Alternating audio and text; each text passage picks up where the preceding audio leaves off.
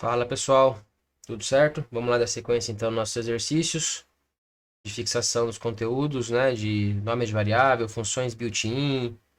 Vamos trabalhar com esses exercícios aqui para a gente poder fixar o conteúdo. Então, a gente já fez o exercício da média, já fizemos utilizando, né, o usuário fornecendo os dados, uma média fixa, através da função sum. Vamos agora trabalhar com a função min. Então tem uma lista de alguns valores e eu quero saber qual é o menor valor dessa lista. Pessoal, tranquilo, a função min retorna isso para a gente, é só passar os valores, ó. 100.2, lembrando que a casa decimal é separada por vírgula, por ponto, né, aqui no Python. 34.9, 31.5 e 18.95. Mando rodar a célula com Shift Enter. Coloquei o valor errado aqui. 31.5, faltou a vírgula, né? Olha lá, 18,95. Pessoal, de novo. Ah, professor, isso é fácil, é só olhar. Aqui é didático, tem 4 elementos. E se a lista tivesse 1.000, 10.000? Como que você ia olhar e ver qual é o menor? Quase impossível. Então, a função min retorna isso pra gente. Beleza? Então, função min. Outro exercício, esse aqui é bem legal também. Exercício clássicos de Python. Avalie se no digitado pelo usuário é par ou ímpar. Se for par, a série deve mostrar true. Se for ímpar, deverá mostrar false. Então vamos por partes. O primeiro passo que eu tenho que fazer é digitar, pedir para o usuário digitar o número. Então, número, underline, digitado. Lembrando, né, nome de variável sempre tendo relação com o que a variável armazena. Então, número digitado aqui. Evite chamar de n, tá? N é muito genérico. Então, vou dar o eval, porque eu vou precisar trabalhar com esse número depois. E aí, vou pedir o input para o usuário. Digite um número. Ok? Pronto. Digite um número. Vamos testar se está rodando essa célula. 8. Nenhum erro. Beleza. Vamos começar a criar uma célula nova. O que a gente tem que pensar aqui? Como que a gente faz para poder saber se o número é par ou ímpar? A gente vai analisar o resto da divisão quando eu divido ele por 2, né? Então, se eu tenho, por exemplo, 2 e eu coloco o símbolo de porcento, 2, lembra que o símbolo de porcento me retorna o resto da divisão. Então, olha lá, 0, né? Então, quer dizer que o resto, 0, indica que o número é par. Se eu dividir e for diferente, dá um resto 1. Então, ele é ímpar, tá? Então, tem que fazer aqui, ó. Vou ter que fazer um jeito de mostrar se o resto é 0 ou se o resto é 1. Aí eu posso comparar, né? Então, eu posso comparar aqui, ó. Vamos fazer a conta, né? Par. Vamos chamar de... Agora apenas número, tá? Número vai ser igual ao número digitado por cento 2, certo? Aí eu vou comparar, ó. Número, lembra do igual igual? Igual igual a 0. E aí, olha lá, deu true. Então, aqui eu estou trabalhando com vocês aquela comparação. Deixa eu fazer mais uma de comparação no próximo exercício aqui, ok? Mas pedimos para o usuário digitar. Pessoal, não tem regra, tá? Para poder saber quando que você cria uma célula nova. Isso com a prática você vai pegando um pouquinho essas manhas, esses macetes, né? Mas você vai quebrando por célula, vai ficar mais fácil de você ir debugando o seu código, né? Ah, eu quero mudar o número. Então eu volto para essa célula de cima, rodo ela. Vamos digitar o número ímpar, 7. Rodei ela. Eu preciso rodar a célula de baixo. Olha lá, false. Tá? Então, o que a gente fez? Pede para o usuário digitar um número, faço o porcento, né? O porcento vai me retornar o resto da divisão. Porcento retorna o resto, vamos comentar aqui, ó.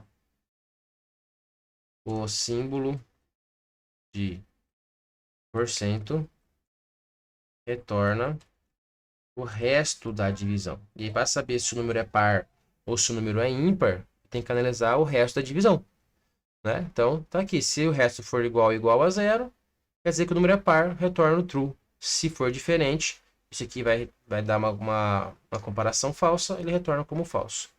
Tá? Vamos para o próximo, então? Vamos lá. Verifique se o menor preço dessa lista é menor que R$20. Então, para eu verificar se o menor preço da lista, qual é o menor preço da lista, eu vou usar a função min, né? Copiei daqui de cima, tá? É o mesmo, os mesmos valores, tá? Os mesmos valores, então copiei. E eu preciso saber, verificar agora se é menor. Então, eu uso o símbolo de menor que 20. E aí, mando rodar, ó. Deu true. Percebe que desse jeito, eu nem preciso saber, e o enunciado nem perguntou isso, qual é o menor número. Não, não preciso saber. Ele fala assim, ó, verifique se o menor número dessa lista é menor do que 20. Essa função vai me retornar um valor, que é o menor número dessa lista, e eu comparo vendo se é menor do que 20. No caso, é menor do que 20.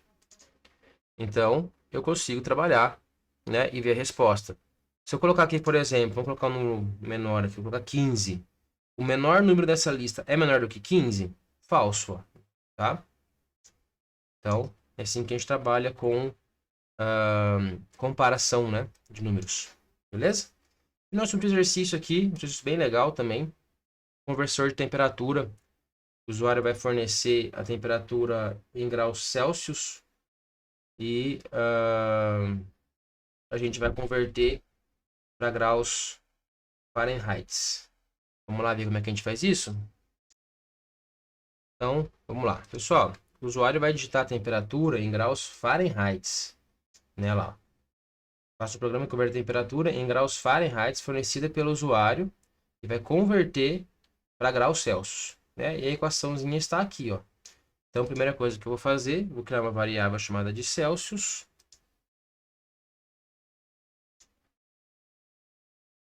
Celsius vai ser igual a o eval. Sempre trabalhar com input que não for texto, por alguma conta que você precisa fazer com valor, tá? Vai precisar trabalhar com eval. Então, digite a temperatura em graus Fahrenheit. Fahrenheit. Beleza? E aí eu posso fazer a conta que o próprio enunciado deu, né? Celsius.